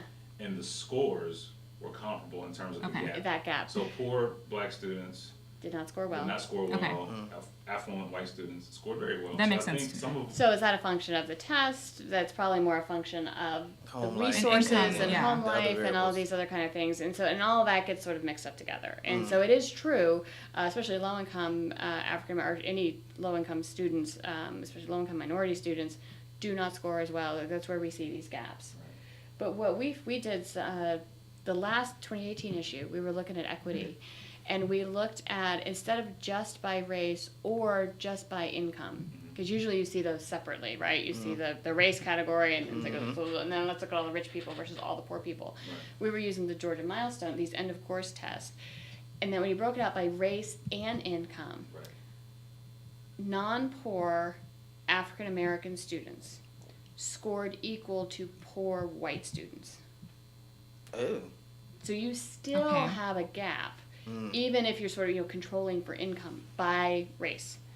And so there's something going on there that it's not income per se that's really driving really a lot telling, of this yeah. disparity. I know. I did not. And so, but you saw a gap amongst African Americans by income. Mm-hmm. So the wealthier ones scored better than the ones who were not as Just wealthy. from African Within- Americans. Yeah, and that was true for white students as well. The lower income white students did not score as well as the upper income white students. Oh. But your lower income white students scored, and it wasn't exact, but it was pretty on par with the upper end of the African American students. So you had sort of this stepwise thing. While we're on equity, is there anything to be said about representation amongst faculty or amongst teachers or administrators? Because Teach for America is really heavily promulgated, and I remember in Emory coming every week that they were recruiting people for Teach for America, and they were really looking for people who were colored to go to colored areas.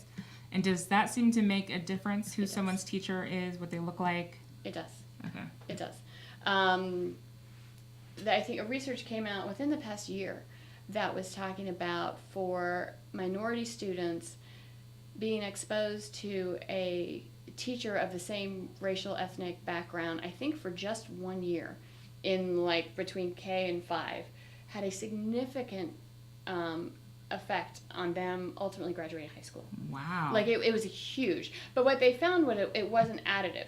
And so if you had a teacher who was like you for 6 years straight or just 1 or 2 years, it was the same effect. Okay. It didn't So build. was it That like, was okay, the we'll question. find more people? Okay. Because I was gonna say, Right. would it be the relationship that they forge to get through each grade Yeah. with Yeah. that? Okay. So then But having said that, is not only the where I think people make a mistake. Again, we talk about race and income.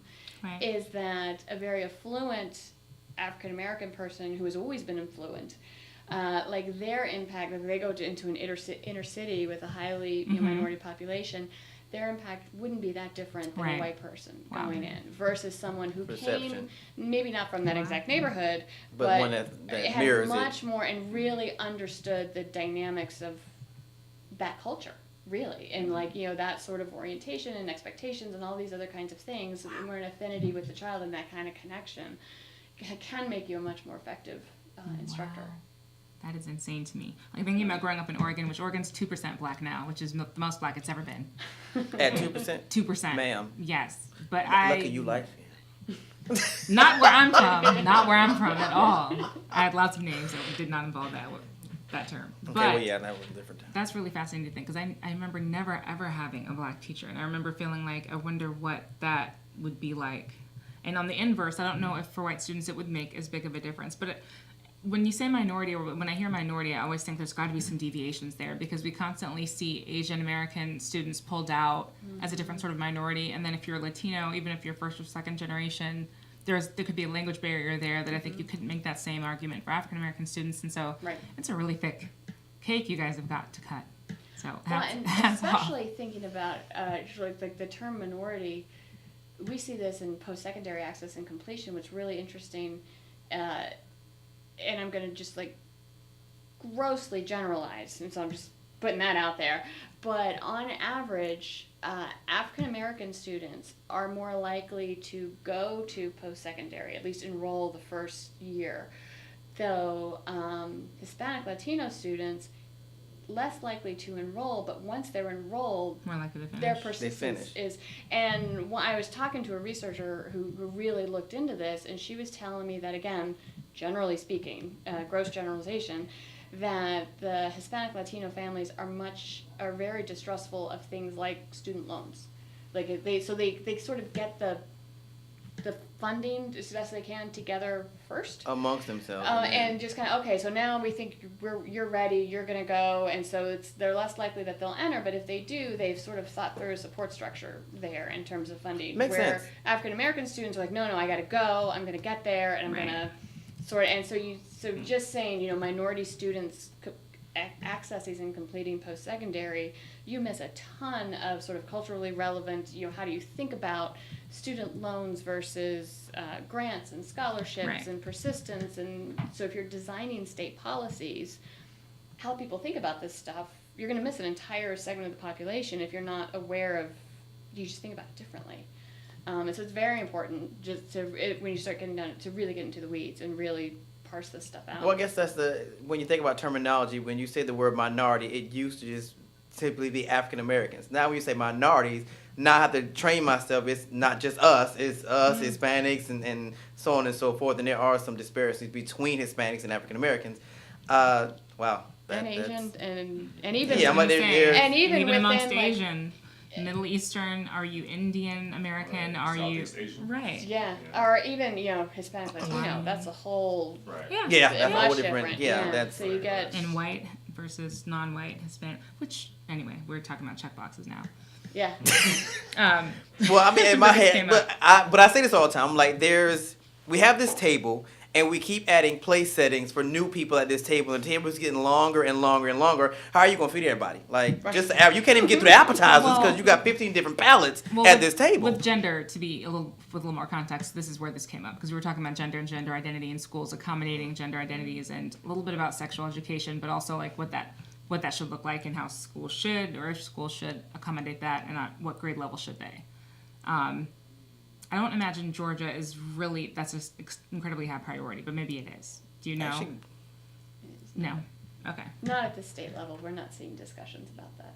oh, I just found out there's unisex bathrooms in the elementary school I went to now. what? Oh, Yeah. well, that's not here. That's Oregon. No, right? it's not. Yeah, I'm just saying. Nobody said I'm that's just saying. not here. I will say, I've heard just anecdotally that a lot of the private schools in Georgia have begun to struggle with this because I think for a lot of parents who have That's children who probably are why they struggling, moved them. who are struggling with identity or whatever, that they'll try and seek out a private school for they feel more exciting. So I get a couple calls with private schools saying, has the state looking at this? Is there any guidance? How do we? And as far as I can tell, the state has not taken that up. Is college completion or future income much better for people who went to private school versus public school in Georgia? Is it like I think nominal? so. I don't. No? I don't. from All what those I- thousands of dollars in private school tuition? And it Yeah. doesn't From change what anything? I've in college? read, the outcomes aren't dramatically different. Wow. I haven't read a full body research, but my understanding is that outcomes for private school students and traditional public school students aren't. People should pull their kids out right now. Well, but if you think about it, I mean, I have friends who are making decisions about private school more for social reasons than Yeah. academic reasons. It's not always academics. So I it's think. not so much that this $20,000 a year is going to guarantee me a better academic experience for my child. It's I understand what's happening in the environment a little bit better.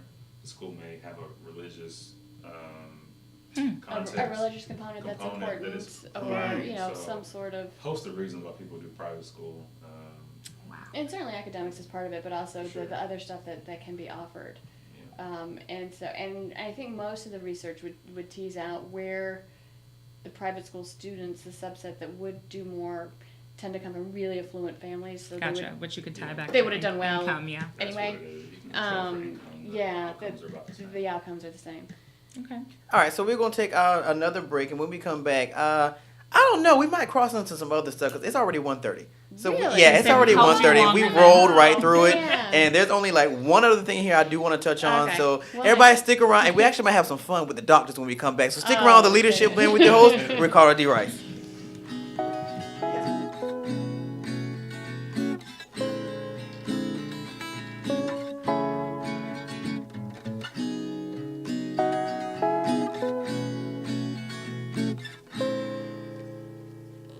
And as the sun goes down and the stars come out to play,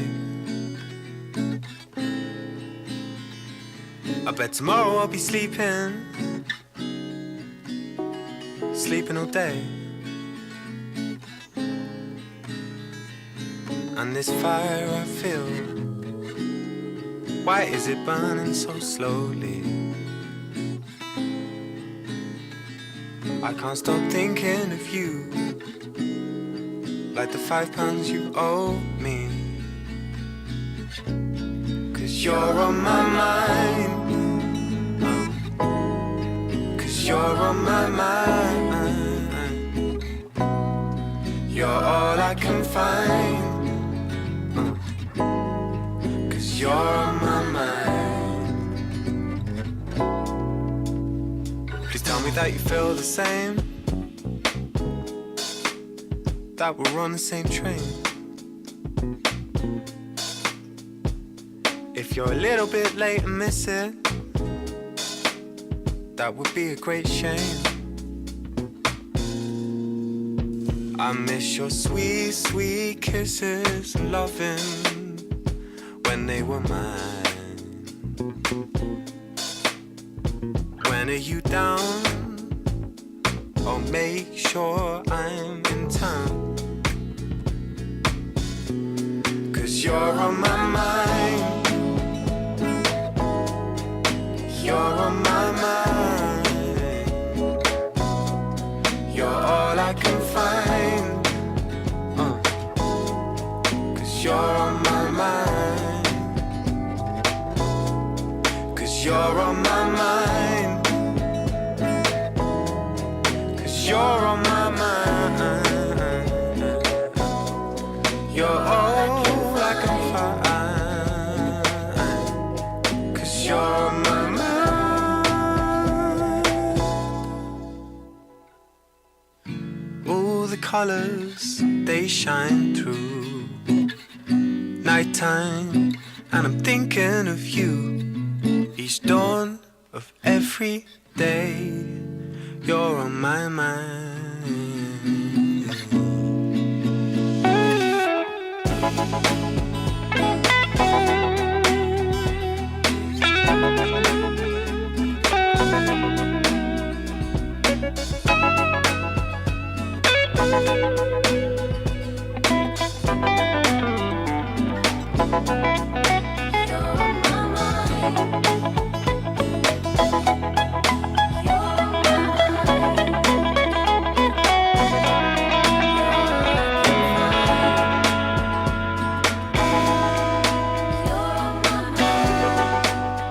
All right, everybody, we are back on this Friday edition of the Leadership Blend with your host, Ricardo D. Rice, and my correspondent, Simone Cherie. and our special guest. Dana Rickman. Robert Gaines. All right, so we we breezed through most of this. Like, Yeah. we pretty much got through most of this. But there is one more that I just saw that is interesting. Summer start date. Yeah. In the calendar. Explain, because I saw it, but I haven't had time to actually get through it. So explain. All right. Historically, and up until now, when school starts is up to local districts. Like, they set their calendar. And I think it's probably anyone understands traffic patterns. Kids in Georgia go back to school somewhere around the first 2 weeks of August. That's what I thought. Yeah. And so it's staggered. They don't all start on the same day, but across the state, most school districts are in session by about first or second week in August. And then we get out, around, usually right before Memorial Day. And that runs the school calendar. There was a study committee, legislative study committee, Senate, I think, that met during 2018 to see if we should have a state law that mandated the schools start after Labor Day. That's like, when is Labor Day? I was getting September? Yeah. So they want to start school after September? Yeah.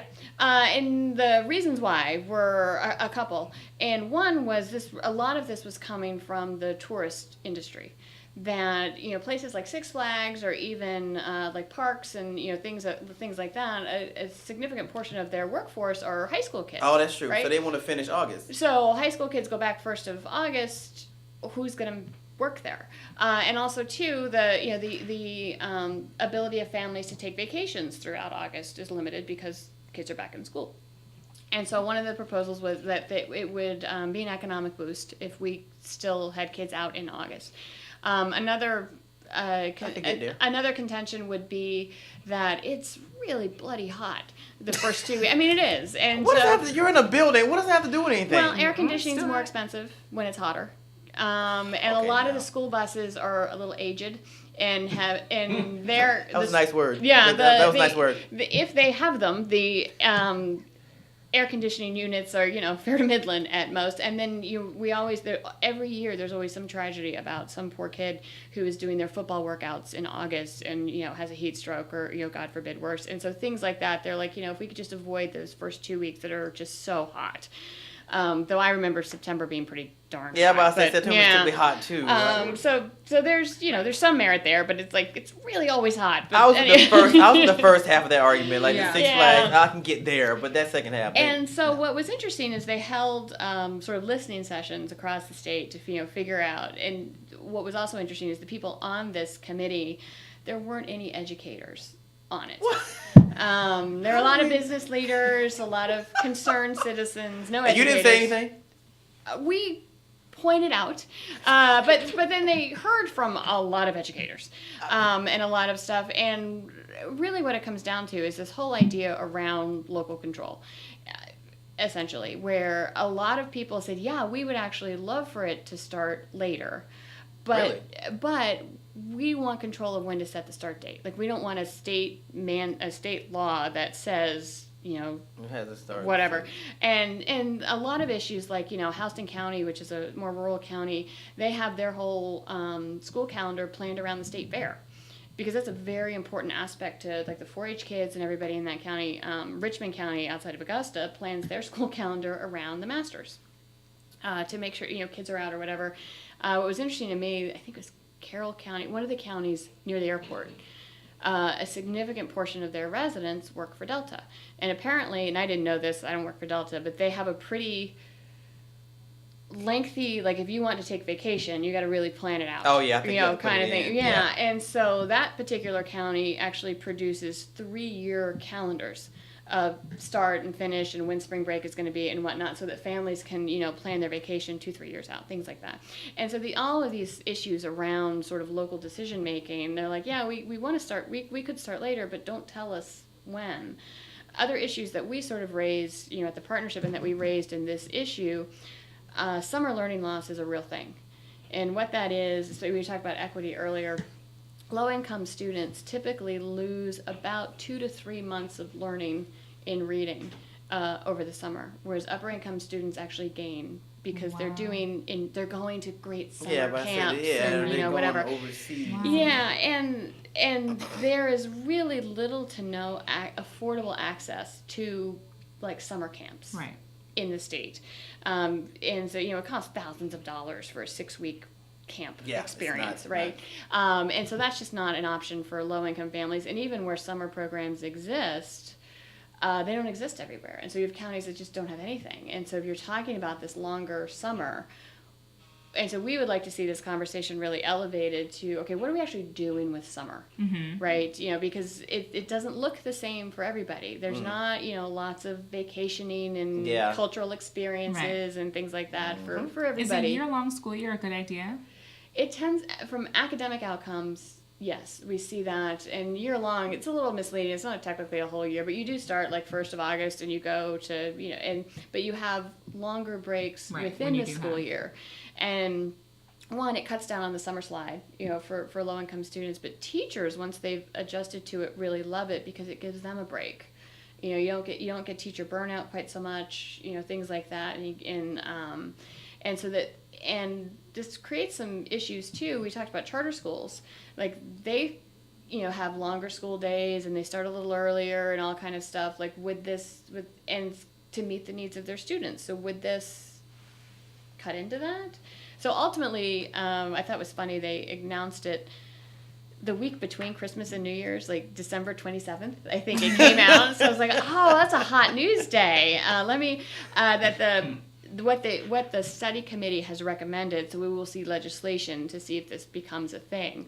is that they're not saying a dedicated start date, but they are going to put guardrails and say that school districts need to start, I think, within like a 10-day window around Labor Day, and then finish up around Memorial Day. And so a little more flexibility, and it gets us out of those first 2 weeks of August, and so more like the last 2 weeks of August. And so just sort of shifting it a little. And so we'll see legislation, should be, if they want to move forward this session, to make that stipulation. Well, y'all have kids, so thoughts? I like the longer, I like the, yeah, I homeschool.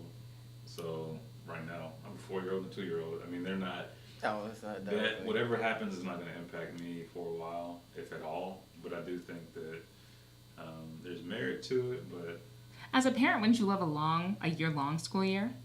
I would think so. from an academic point of view, yeah, because it also helps with the childcare piece. Which Well, is that's the what- I challenge. was I'm saying, like, I'm already that's summer concerned, like, block. what am I going to do with my kids over the summer? Yeah, that summer block Like, is I've got to complicated. line up 6 different camps, Yeah, but that would like kill 2 weeks some here, industries, 2 though. weeks, 2 weeks there. But that would kill some industries though, because like the summer camp industry, I'm sure is pretty big in Georgia. I've seen Parent Magazine puts out Yeah. a whole edition on it, so that would kill the. that. Some, but then schools would probably end up in better shape, But or you at least still teachers have a would. summer. I mean, you still have. It's not. Yeah. It's not technically year round. That you still have a solid. You have all of June, all of July, currently. Okay. So you have about 10 weeks in there over the summer. So there is still a summer time.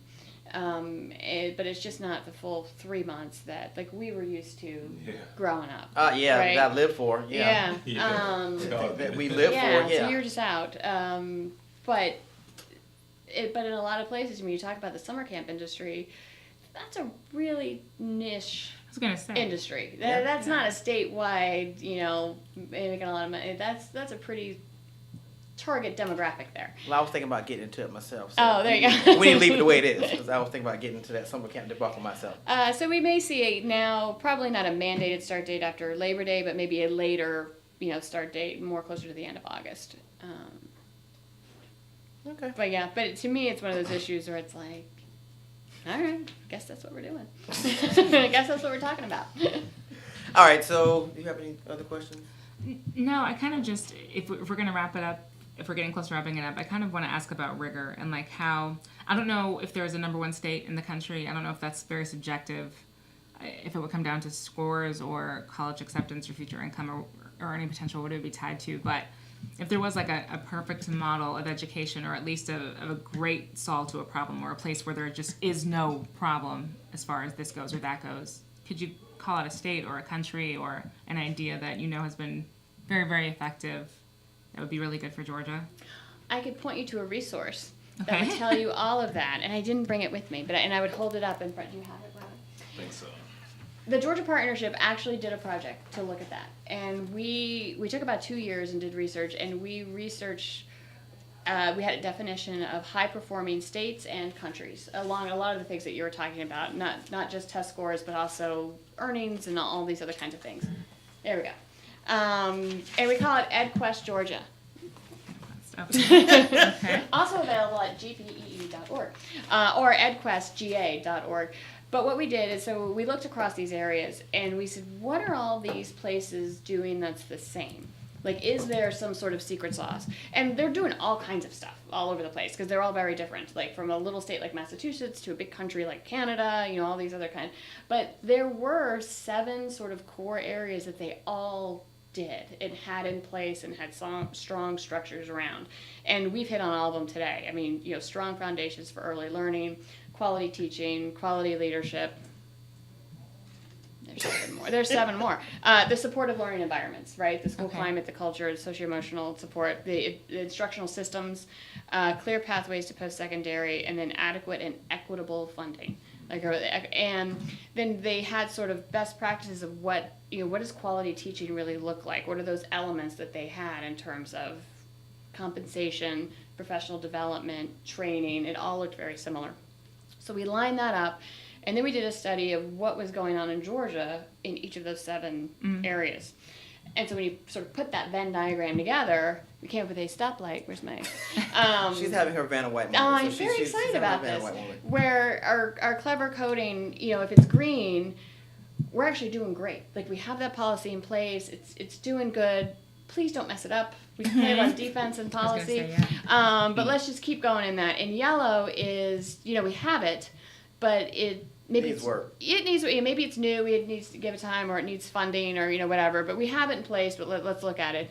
And red is, if we don't do this, we will never be a top 20 performing state. One example we talked about already is a statewide need-based aid program for post-secondary. Like, if we don't get that in place, we're not going to solve our post-secondary access At and all. completion problem. And so that's a list of, sort of opportunities and recommendations. And we've created the EdQuest Georgia. We didn't create. We brought together this EdQuest Georgia Coalition, which has about 40 different organizational memberships, people from education, but also business and community, to really sort of do a policy platform around that. And so we're really looking at the expansion of the child care subsidy tax credit, really looking at our funding formula and how can we make that more equitable, and looking at the post-secondary, how do we what do those policies look like to decrease those barriers. So we're doing a lot of work around that. So there's a lot of information on the EdQuest Georgia website about what that looks like and what our goals should be. Okay.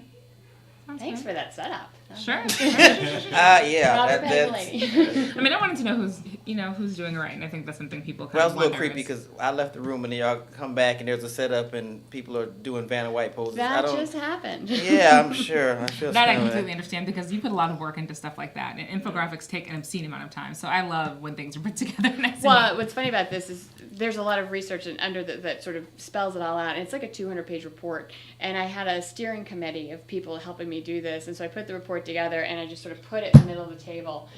And one of the women on the committee, she looked at it, she's like, "You got a graphic for that? Because I'm not going to read that." Yeah. Well, it's the Like, reality. Yeah. Yeah, and I was like, "All right, give me a minute." Think Right. about how to distill all of this down. I figured with the 10 policy agendas for 2019, because it was an 80-page document, I was like, this is a think tank. I was like, these are researchers, because I didn't expect 80 pages to come out of that. But Robert has put together a lovely one-page summaries of each of these. So if you go to our There we website, go. you can get the whole book for those of you who like the 80 pages, but you can also get the one-page clip notes. Wait, I don't version. remember seeing that option in the email that came that was in. Was that in there? The one-page synopsis? It was not in the email, because I do want people to read it. Look, okay. There you go. All right, so Because the work If was you done. go to the top 10 issues page, which chronicles this one all the way back to 2017, you will see for 2019 and 2018 one-pagers that wrap up the issue. you do realize that y'all show was today, so I was trying to get prepared, and now you tell me after we're in the show that I could have got a one-page synopsis But of didn't it. you enjoy That's the what the deep audience dive? take Don't away. you feel more learned and non? The whole child. You have to you get all aspects of it. Yes.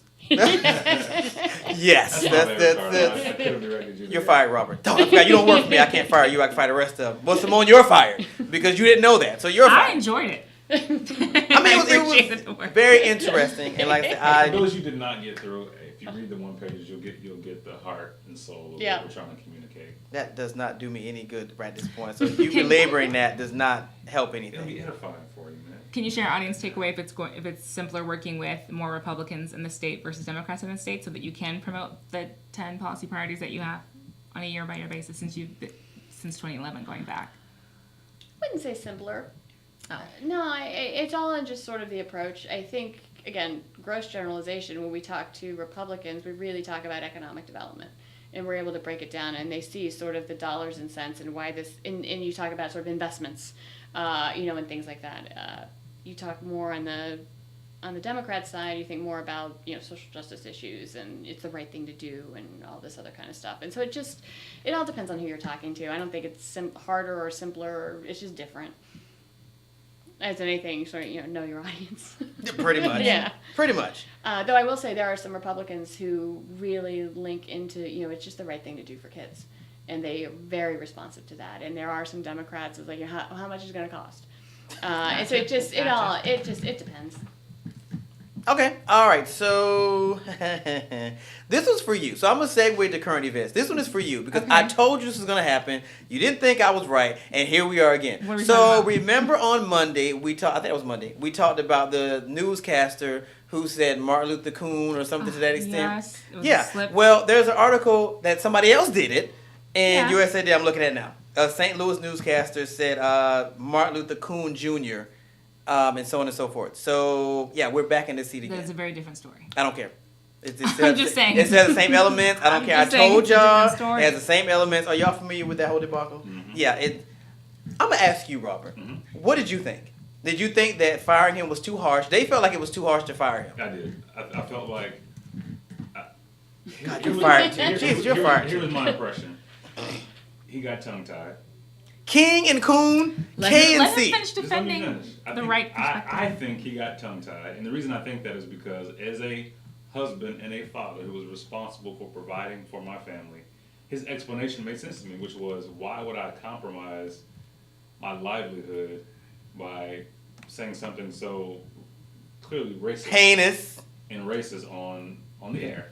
So that resonated with me. Now, I don't know the man's heart, but I think we're in a climate where knee-jerk reactions are the standard now, right? So you say something that's questionable or out of line, the response from your employer or a lot of folks is either we're firing you, or the pressure externally is such that companies feel like they can replace you more easily than they can justify keeping you on. So that was my take. But I don't know. I didn't have a problem with it. But apparently, Bernice King said it was a little too harsh too. So, Yeah. and that was her father. So I fine, whatever. I personally don't. If he had a history of I was slip-ups, gonna say, yeah. That's Then what I I was think that's thinking. a Like, different story, you know, but- if someone makes a comment like that, you think about, is your response, especially if you know him, or people it's like, oh yeah, well that was just a matter of time, right? right? He was gonna come out at some Like, point. yeah, I mean, I'm surprised he held it in as long as he did. Yeah. Or is it? I never would have thought, just so. And it seemed like others who knew him were on the second, that Yeah. doesn't. And gel just with what I watching know. it, he was just it was just immediate to him to make the correction. Like, it didn't feel like watching it that was anything more than a mistake. It doesn't even seem like a well-rehearsed thing that you could do. And again, my whole point is that there are so many real racists that we really don't have to look for potential racism. Like, there's plenty of blatant racism, which is why Steve King was just stripped of his committee seats. There's plenty of real racists. We don't need to find racists. And you're on the air, and you do this enough. At some point, There lies my point. I But don't he- get tongue-tied like that. No, but Well, you what but I'm you saying say is some longer offensive King, things on longer purpose. the odds are just. It's amazing to me that people have gone years, meteorologists have gone years and decades without crossing up Coon and King. I'm just saying. They've gone decades and centuries without making that correlation or saying something like that. And that's But what- now we'll give them passes because, he was tongue-tied. But it's cool. It's a judgment. It's call. cool. It's a judgment. I think call. heading out apologized would be easier to be upset. But I think his apology was very genuine. So it's one thing if you're just like, oh, I made a mistake, get over it. But I think he apologized. I think he meant it. I'll give you that about them being more racist because apparently GM has this debacle now with the noose and the whites only Right. sign. So yeah, there are other pressing issues. You just think some of this stuff is dead, and then it happens. You're just like, we still doing this? We still dealing with this? Like the blatantness of it. It's like, wow. Like with social media, it can be broadcast in a second. You really want to do this? Like, Right. okay, that's okay. Did you have anything else in your current event, Boston? There's just a couple of things with regard to, and we should probably just give an update. So even though we are in the middle of the government shutdown situation, there has been kind of a big report that's come out that's probably just worth touching on really quickly. President Trump has made a statement since we came in and started the show this morning that he's basically called the report a lie. It was a BuzzFeed original report, which they do genuine reporting, which I don't mean to sound condescending, but I do remember. Yeah, I was gonna snicker, but I stopped myself. I think it was Dave this morning. No, it was not Dave. It was Alison Camerata who was also just kind of like, this is a BuzzFeed report. They confirmed they haven't verified the original reporting, which Don Lemon said the same thing. But it is a BuzzFeed report that essentially President Donald Trump told his lawyer to lie. Essentially told Michael Cohen to lie to Congress on his behalf. So Democrats have obviously come out asking him to leave office. Most of the headlines right now, even though impeachment was always kind of sort of on the table, the first bill the Democrats introduced was one that asked for Trump's tax returns for the last 10 years, really wanted transparency from him. So I do think that we're still slightly moving in that direction. But again, this doesn't change the government shutdown situation that we're in right now. It's just another layer. Now, telling your lawyer to lie for you, this is a federal crime. This would be a crime, so it would be an impeachable offense.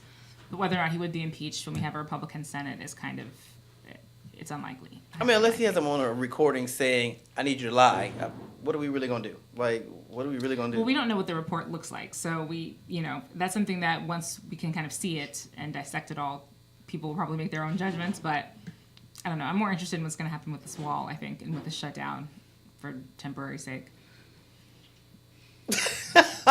Rob had this look on his face like More and more, I'm seeing. we had this discussion before we went on air about the wall and the standoff and everybody playing Yeah. chicken to see who's gonna actually do it. But more and more people have come out on the Republican side and said this is technically 0.01% of the GDP. It's not a huge expenditure. $5.7 billion sounds enormous, and that's just the baseline number, but technically it's not huge in the overall scheme of things. I don't think we should pull it from the Department of Justice, which Trump he's ready to pull it from anywhere, I think, at this point. Yeah, at this point. But I don't know. Every day that we're shut down costs money. So at some point there will be a level of diminishing return to continuing to say no. I don't know.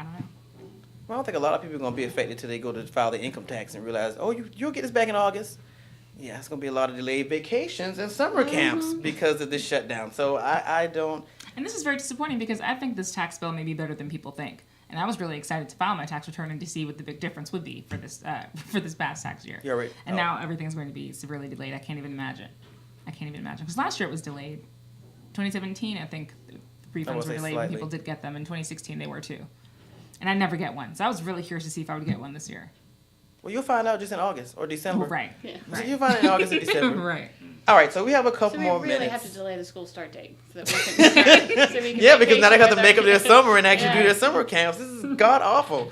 All right, so I have one silly question that Yeah. I'm posted to you. All right, so last week, or either Monday, my days keep running into each other. Maybe it was Monday. I think it was Monday. A guy put together a petition to merge South Dakota and North Dakota and call it Megakota.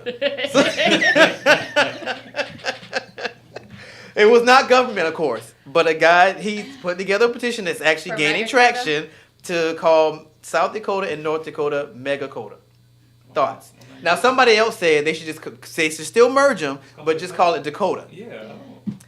That, You know, that's what I said. we're nonpartisan and we base our conclusion on research, and I haven't seen the research on merging states to let you know if it's a good idea or not. We could maybe try a pilot program with a couple of counties on the border But let and me kind of see. but to that point, Georgia has so many counties. Yeah, we do have a lot. And so maybe things would be simpler just in terms of implementation if there weren't so. I mean, maybe there is something to be said for consolidating different territories. I don't know. People keep talking about that. Like every couple legislative sessions it comes up. We have too Maybe many counties. we should. But I I don't don't know if know. it would solve Yeah, I don't know if that would work. Some of the issues in Georgia are just geographical. Like, so county borders aside, there's some parts of the state where things are just so spread out that I think you could cause more problems by saying we're going to merge our services and our government, and then you're trying to cover more geographical ground with. and a lot of them are doing that already. Okay, so don't they share some? A lot of them, like a lot of the school systems, there's something called a RESA, which is a regional education support agency.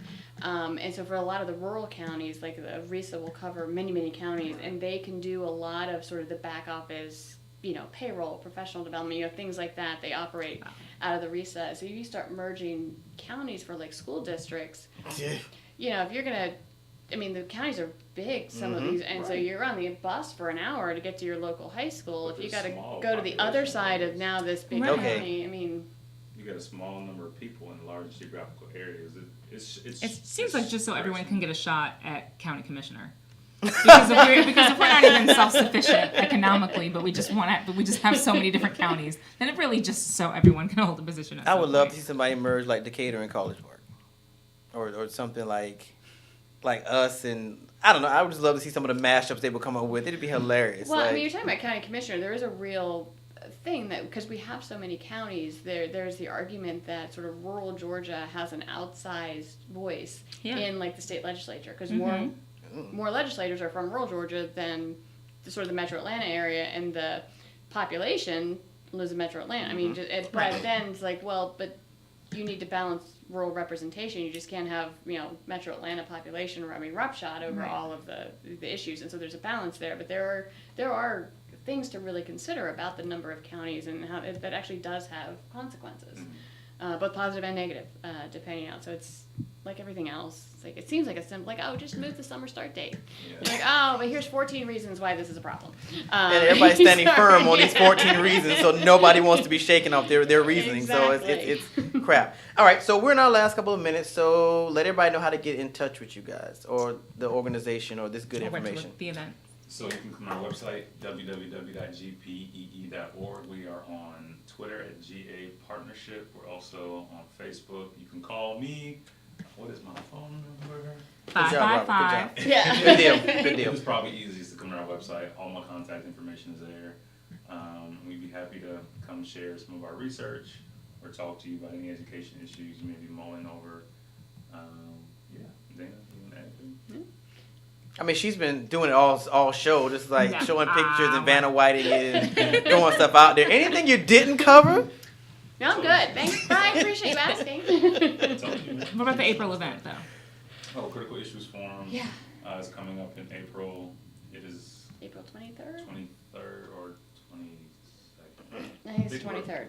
Y'all know you also know this stuff, right? Well, You also know this when you're stuff. trying to find a venue and Yeah. there are always moving parts, but it will be that week in April. I think it's that Tuesday, the 23rd. Tuesday, and all the information will be on the website. Yeah, and our critical issue forums, we have usually 3 a year, and you came Yeah, to I've been to last one. It was year as actually the really, superintendent it was debate. really good.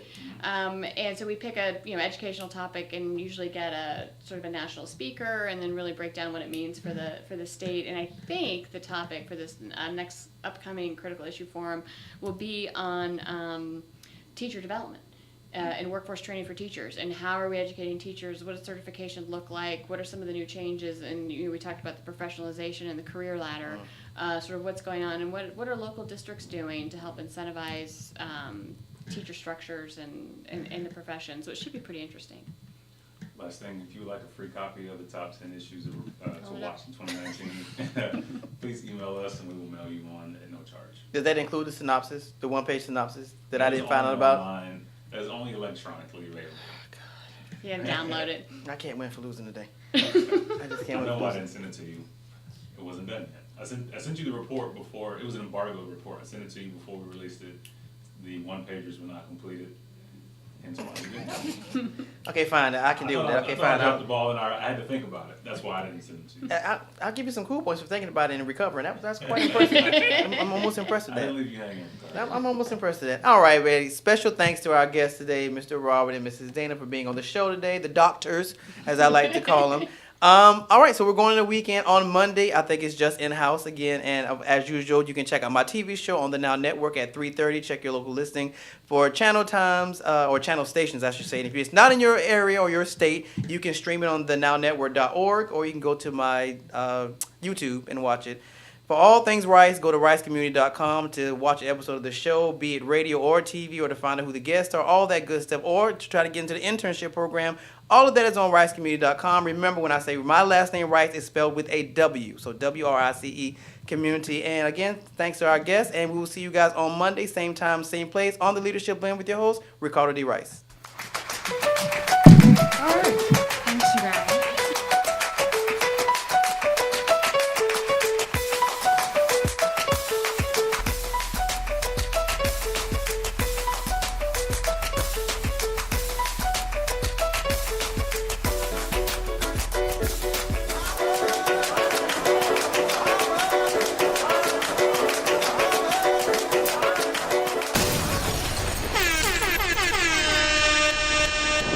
IBNX Radio.